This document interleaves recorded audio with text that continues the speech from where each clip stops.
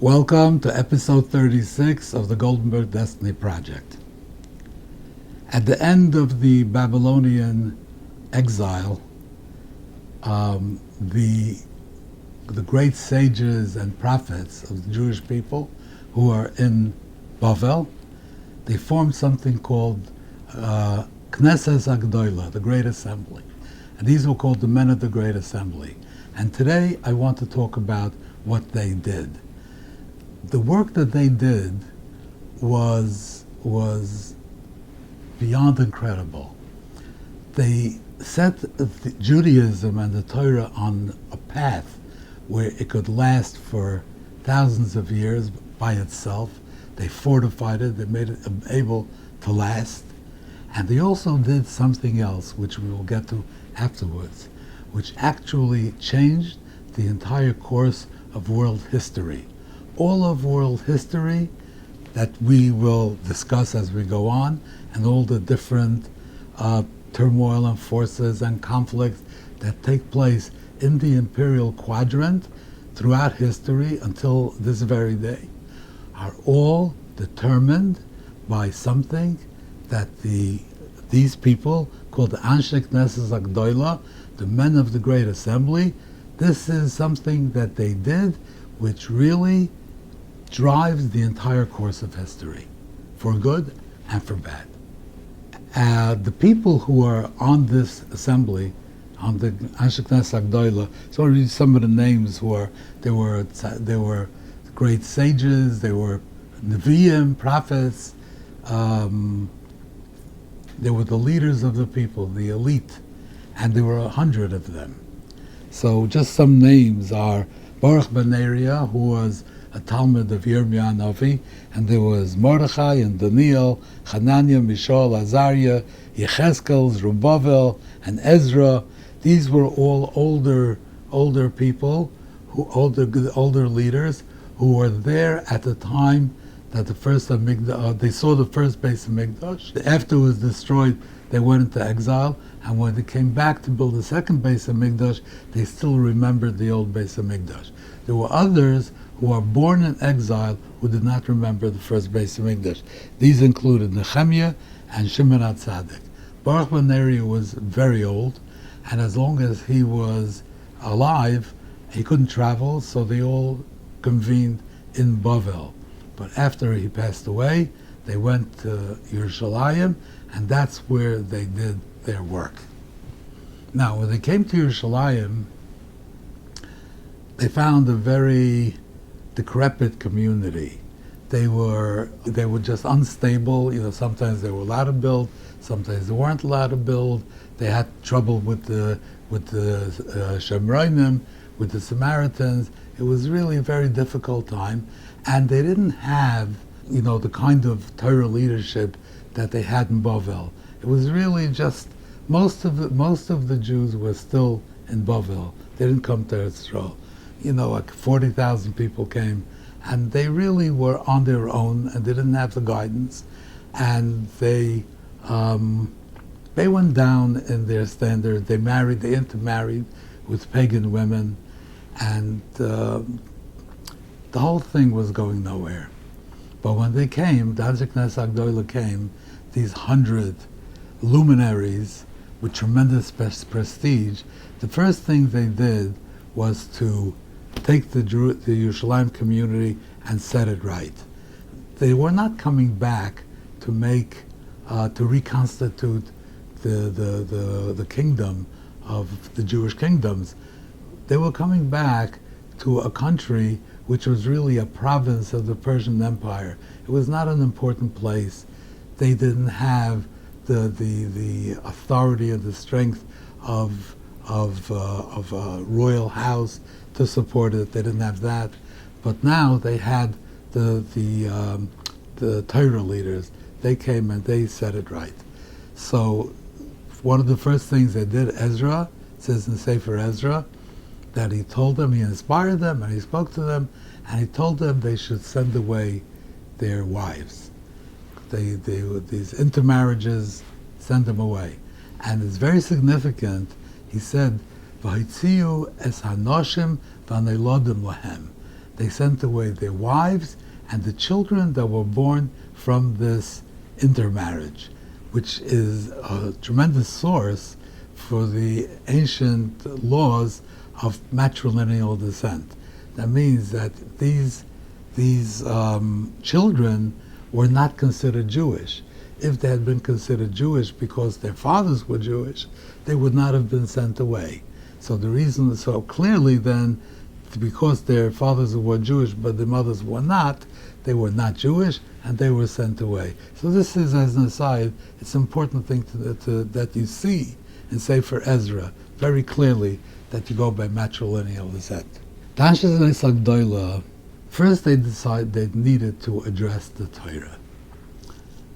The Torah, through all the time, we have Deraisa, we have things which are in the Torah, and you have certain things which are in Rabbanan. And the Torah says that you should listen to the Rabbanan, that whatever they say, Lo Yisasor, you have to listen to them. But that was not used a lot over the years. It was used once in a while. I'm not going to get into when, but there's certain things that are midrabanan, but most things in ancient times, before they came back to Ashkenaz Agdoila, were all Doraisa. There were the Rabbanans were very, very few. But now they decided that the Torah needs to sort of be able to be self-propelled, that it's not going to, when times were difficult, things were getting worse, there was turbulence, prophecy was becoming weaker. Prophecy needs serenity, and needs a certain peace and quiet and a clarity of mind to be able to achieve prophecy. And the world was becoming very turbulent, full of anxiety, so even the great prophets, but it was difficult to have prophecy in such a world where all the time there were wars and violence and threats on all sides. So the prospect of prophecy being able to continue long term were very weak. Prophecy would probably not last very long, maybe another 50 years, maybe another 100 years, but prophecy, you cannot expect prophecy to continue deep into the future. So the Torah would not be supported by prophets, and the Torah would not be supported by a strong central government, which hopefully you have good kings, and we had our share of rotten kings, but hopefully we could have good kings, but we're not going to have any kings right now. They never, we'll see as we go on what kind of kings they got, but basically they were Persian, whoever was there was a Persian governor, a Persian vassal, there was all Persian colony, a Persian province. So you wouldn't have a Jewish government, a very strong Jewish government that would support the Torah, which really what the kings were supposed to do, as we saw in the past. So you wouldn't have a political structure to support the Torah. You wouldn't have prophecy to support the Torah. So how is the Torah supposed to survive and navigate and go forward into the future without all these supports? So they said, you have to make asus yog l'Torah.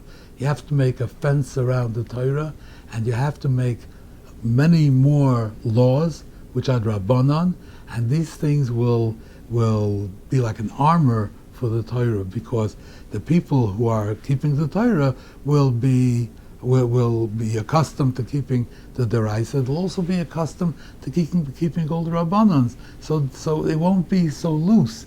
It won't be so free. The Torah itself will guard itself.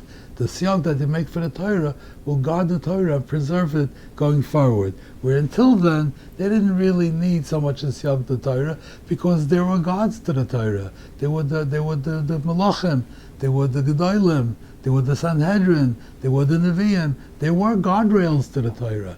But now, what's going to be? The future is very, very questionable. So we needed guardrails, and the guardrails had to be built into the Torah itself. And this is one of the things they did. They made siyag la Torah, they made fences, they made guardrails that were connected to the Torah itself, using the power of Lo Yisasor, the power of Rabbanan. So they attached all these guardrails to the Torah and solidified it, that it on its own, it could go forward into the future without these external supports. That's one thing they did. until then, there was prayer and there were brachas. You had to daven, you had to make brachas, but they didn't have a text. When you had to daven, you got in shachris, you had to daven, so you got up and daven, and people had the expansion of the spirit, and they were able to get up every day, and it wasn't scripted.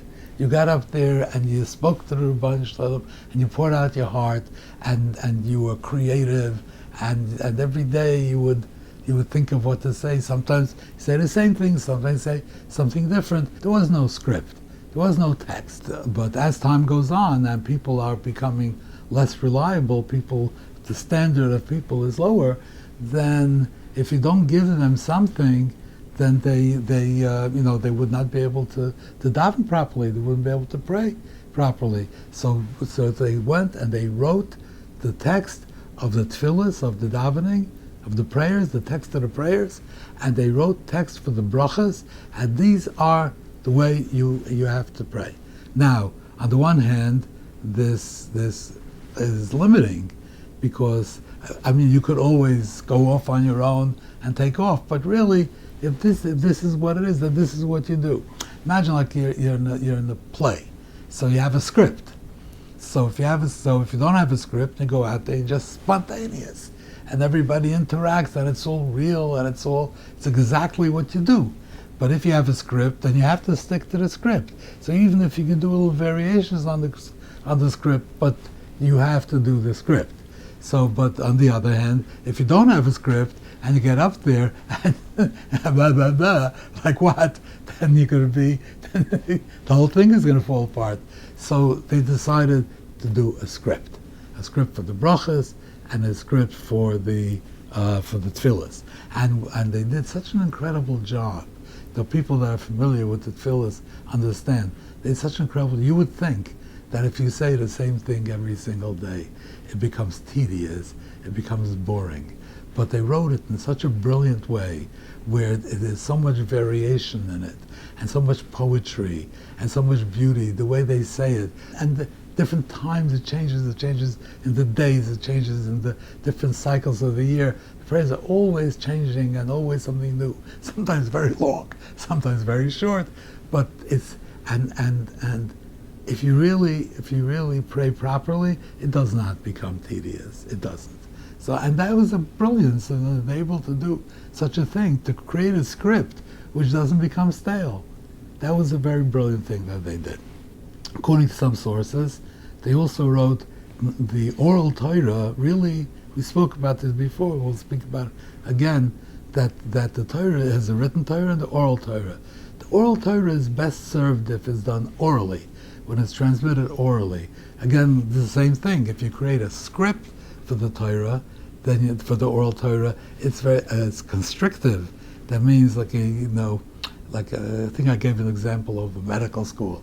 When you want that the professor should talk to you and be like an active discussion and explain to you what things are. But if he gets up there and everybody just recites the same script, you really don't learn well that way.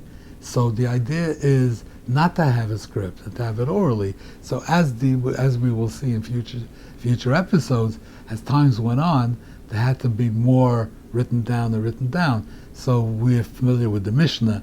The Mishnah is very succinct, and it's just very brief, and there's a tremendous. It's just a way of triggering into the oral Torah, but then comes from the Mishnah. And then later they wrote the Gemara, and then there was always progression. There was a resistance to writing things, but there's always progression. According to sources, the first script was like a proto-script, was written by the Anshe Knesset Agdola. They wrote certain things, and that was like the prototype for what eventually became the Mishnah, what eventually became the Gemara, what eventually became all the Rishonim, and everything was progressing. But the Torah, no matter what you write down, it's always very wide, in fact, and it's very dynamic, and it's full of energy. They did another thing, which is they sealed the canon. That means that's called Chasimas HaMikra. The Torah Shebeksav is composed of the Chumash, the 5 Chumashim, which were given from the Rebbeinu Shalom to Moshe. This is Mepi Agvura. These are the instructions the Rebbeinu Shalom took it to Klal Yisrael through the Torah, and this has the authority of Torah. All law, all halacha is based on the 5 Chumashim. It's not based on anything else. But there are other Sforim in Tanakh which are Nevuah, or not Nevuah, that have different roles. So you have the Nevi'im Rishonim, you have Yeshua, Shoftim, Shmuel, Melachim, which tell you the story of Klal Yisrael from the time they came to Eretz Yisrael until they were exiled. And there are many things to be learned from there. There's a lot of Musar, and just in general to understand Zcharim V'Yisraelim is supposed to remember the history. So it has a very strong role. Then there are Ksuvim, which are writings, right? They had geographer, things which are writings. So it has Ne'atilim and Mishlei and Koheles and Divrei Yomim and Ezra and Nehemiah. These have another role. This is all these together have the holiness, the authority of Torah. All of these are Torah. They all Kisvei HaKodesh. They are part of the Torah, the canon.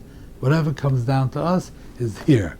Now, at the time of the Anshe Knesset Agdola was at the end of the time of Malachi, who was one of the Anshe Knesset Agdola, who was the last of the Nevi'im, and they said that the Torah, Tanakh, is sealed. Anything which happens, is written afterwards, is not part of the Torah. The Torah is sealed. This is it. Finished. Nothing else goes into the Torah.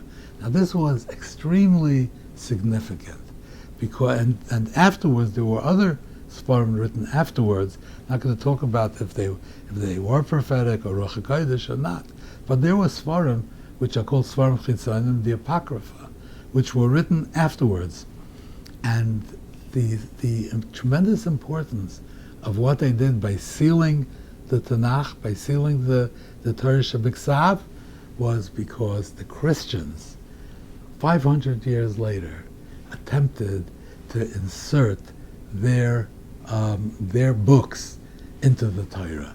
They said this is an extension of the Torah. So if the Torah had not been sealed, it would have been much more difficult to exclude the books of the Christians from the Torah. In fact, the Apocrypha, all those books in the middle, Sirah, Ben Sirah, and Yehudis, and all these form in the middle, the Christians accept all of them as Torah because they are the bridge between the Torah to the Christian books.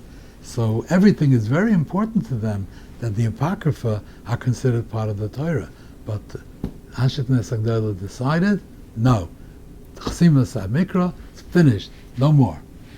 And that protected the Torah against the inclusion of the Christian books. We will talk about Christianity at length in the future episodes, but now is not the time. Okay, these are the things that they did. And then they did something else. They did something else which was supernatural, and it really changed the world. Completely changed the world. They decided that in the time of the first Beis Hamikdash, there was a constant struggle of the people against Avodah Zarah. Paganism, the idea of worshiping the God race.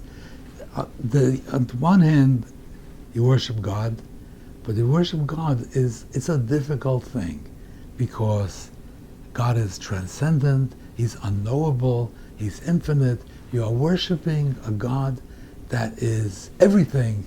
He's Ein Sof and Ein Od Milvadai, and it's like kind of hard to relate to that, and it's also restrictive because then you have to follow the Torah, and the Torah has laws and telling you this you may do, this you cannot do. There are standards of morality in the Torah. So that is, it takes effort, it takes character, it takes persistence and perseverance to be able to be a proper Jew and to serve the Ribbono Shel Olam. Paganism, on the other hand, is really much easier because you worship one of many gods, and this God, you bring him what you bring him, and then you could have all kinds of things going on in the temples, which I'm not going to get into detail, but they have orgies and who knows what. And all these things go on. The Gemara says that the reason why the Jews were worshipped why? To allow them to be promiscuous. So it was, on the one hand, it was more relatable because the god race was really just an overgrown form of a human being with supernatural powers and the lightning bolts and all this what. But basically an overgrown person with like an action hero, whatever they are, and you could do what you want. So this was an easier direction. So it was always a struggle for the Jewish people to resist the call of paganism and to remain strongly loyal to Rebbeinu Shalom. It's very, very difficult. So then the Ashkenaz Agdola thought that everything they were doing is because they did not expect the condition of the Jewish people to get any better than it had been before. In fact, they expected it to get worse. Everything would go downhill. Prophecy, no government, no any, and so how are you going to resist paganism? So they davened, they got together, and they prayed that God should kill the Yetzer Hara of Avodah Zarah. The people have an inclination to Avodah Zarah. They should destroy that. God should remove that. So this is what the Gemara says. So the Gemara Sanhedrin, they decided that's what they asked for, and after they did, a lion of fire came out of the Kodesh Kodashim, and it ran by, and one of the Nevi'im standing said, "This is the Yetzer Hara of Avodah Zarah," and it was gone. So then they said, "Okay, maybe we should also do something about the Yetzer Hara, the sexual Yetzer Hara, that they protect people from all kinds of promiscuity and adultery, and know what else people are inclined to do." So they tried it, and they saw that it wouldn't work because the world needed procreation. And in order to be able to have procreation, you need a sexual drive. So that didn't work. So this is what the Gemara says. So what's telling, first of all, is how the comparison between the inclination to idol worship and the inclination to sexual drives. It's very telling. The Gemara says that one of the Meroim made a disparaging remark about Menashe, who we spoke about him, and he was like the longest reigning king in Yehuda and the worst. And Menashe came to him in a dream, and he asked him a question, halacha, and he didn't know the answer, and Menashe knew the answer. So he said to him, "If you were so great, how could you do Avodah Zarah?" So he said to him, "If you had lived in my times, you would have lifted up your cloak and run after it as well." In other words, there was a tremendous, tremendous drive for idol worship. So I want to explain this. There are certain drives that people have that are logical, that people are hungry. So you're hungry, you want to eat. The body needs nutrients. The body's crying out for nutrients, so you eat. Or the body needs water, so you're thirsty. So these are understandable drives. But the sexual drive is not understandable. It doesn't make any sense. If you stop and think about it, why? Why would a person have such a drive? But the answer is that God instilled in people an innate drive like that, because that will ensure that people will procreate. So in order to have procreation, there is a part of the human psyche, part of the human makeup of a person is a sexual drive. Now, the sexual drive is something that can be used for good, can be used for bad. If you point it in the right direction and you do it and use it properly, then it could bring to a tremendous harmony between husband and wife. It can produce children. There are many things that it could do which are extremely good. On the other hand, if you contaminate it turn in a different direction. You may become promiscuous and wanton, and then just become like no more than a than a running animal. So it's the same drive, but it goes here. So it's up to you. If you take this drive and you point it in one direction, then it's great.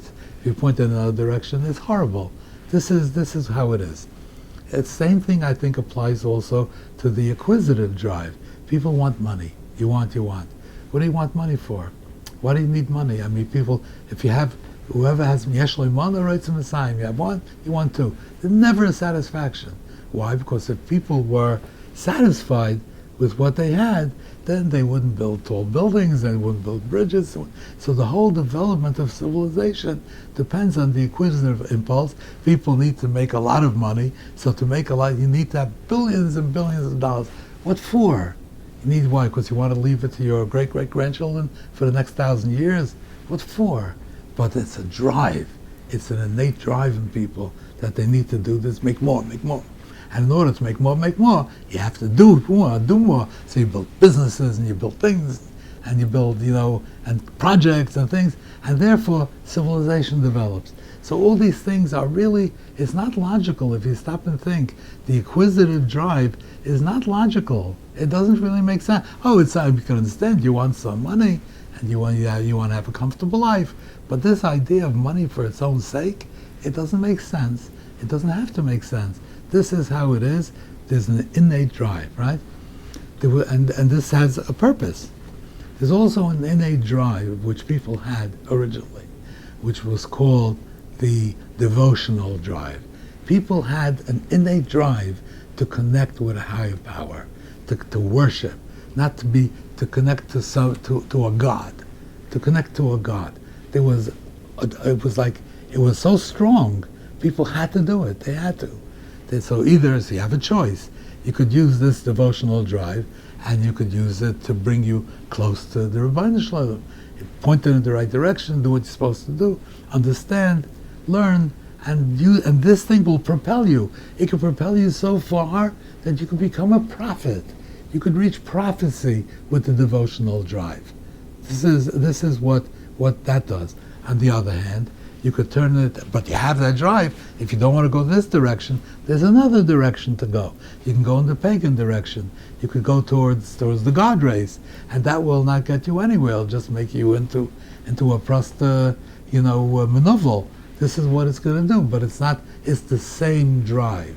So what the Anshe Knesset Agdala said is we don't need this drive. True, it's great. It can do such tremendous things for us, but we don't need the thorn, we don't need the honey. The uktzek means the stinger. Don't give it a stinger, don't give it a honey, just take it away. Take it away. And this is what happened. So why was this, if you stop for a second and think, that this Yetzer Hara of Avodah Zarah, this fiery lion came running out of the Kodesh Kodashim. It was running out of the Holy of Holies. Why was it in the Holy of Holies? The Yetzer Hara of Avodah Zarah was in Holy of Holies? The answer is because that very Yetzer Hara, that drive, that devotional drive, it could bring you to the highest levels. It belongs in the Holy of Holies. This is something that can bring a person as so close to God that you can't even imagine how close you can get. You can get closer and closer and closer through this drive. But it took it away, so it came out of there. But it was that fiery lion was there, and it existed in people, and you could use it one way, you could use it the other way. So basically, the human race was lobotomized. Part of the human personality was removed. So now, the human personality no longer had a devotional drive.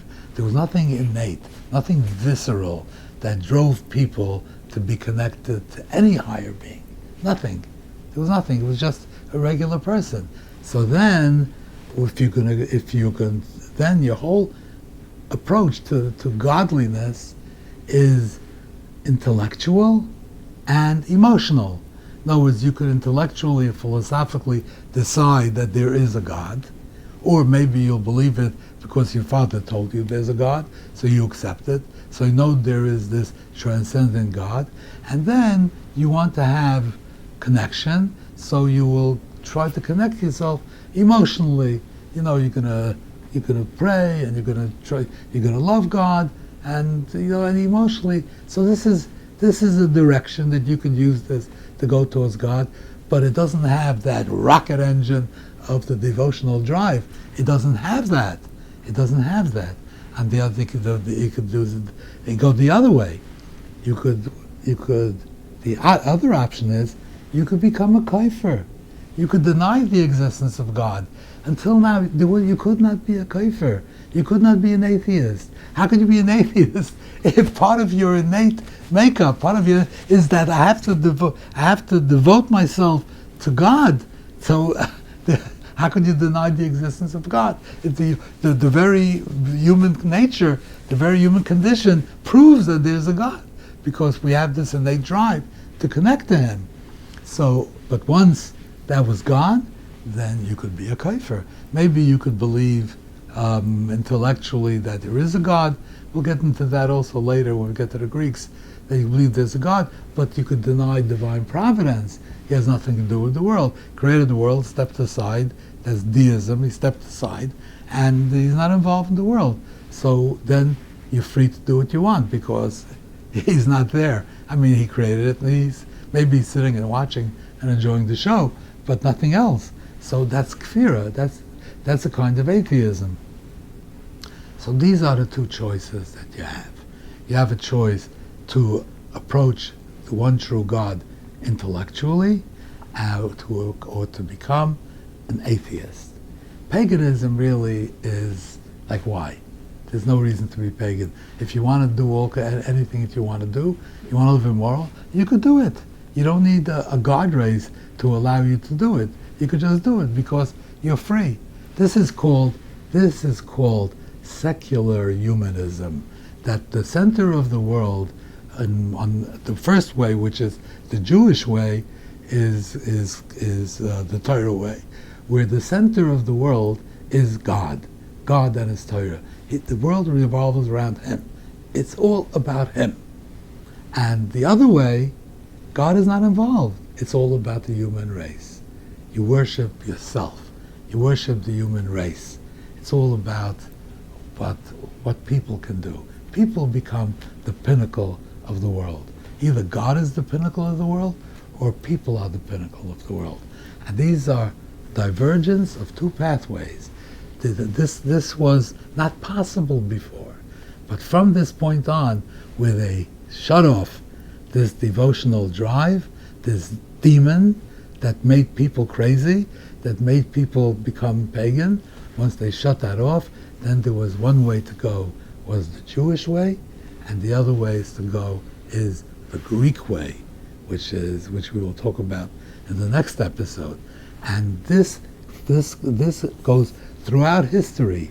The Jewish way actually was also appropriated by Christians, by Muslims, and the Greek way is all of secular, modern secular humanism. That's the Greek way. Not only Greeks, it was Romans, it was British, it was, so these two forces are constantly at war with each other. These two forces, the Jewish way and the Greek way. And the whole imperial quadrant, which determines the history of the entire world, if you study what happened in the imperial quadrant, it is mostly about the conflict of these two ways. Sometimes there's the conflict within each way, like different parts of the Jewish way or different parts of the Greek way, but this is what informs all of history. Thank you very much. I hope to see you next time. I'd like to invite you to visit me at rabbireiman.com and explore all my works, both completed and still in progress, and kindly take the opportunity to lend your support on the participant page. Thank you very much, and be well.